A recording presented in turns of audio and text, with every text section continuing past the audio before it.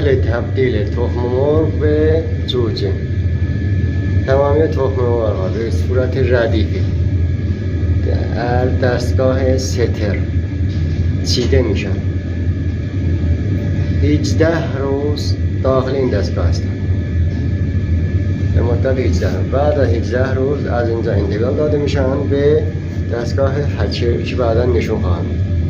الان اینا تو داخل دستگاه ستر هستن که هم چرخش میکنن هم گرما و رطوبت بهشون میرسه.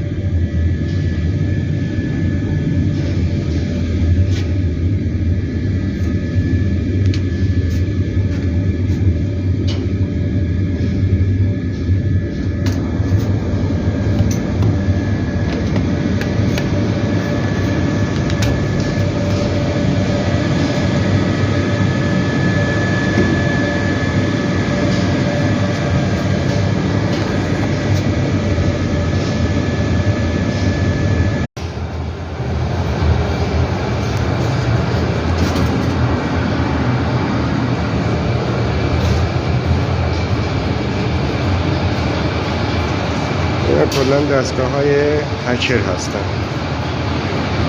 داخل اینا جوجه تخم مرغ در عرض 3 روز تبدیل به جوجه میشه.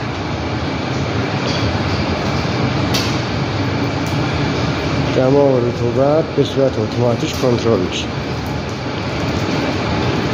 البته اینا دستگاه آنالوگ هستن، به صورت دستی کنترل به صورت دستی کنترل میشه. دما و رطوبت.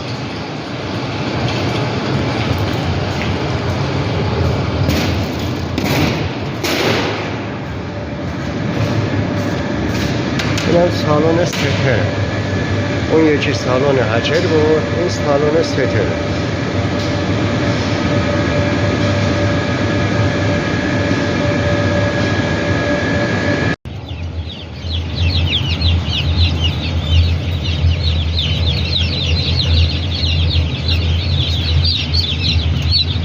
بعد 18 روز میارن تو دستگاه هچر. این دستگاه هچر 3 روز هم داخل این میمونه.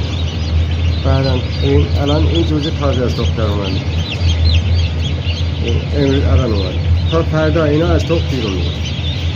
در عرض 3 روز اینا از تخم بیرون میاد.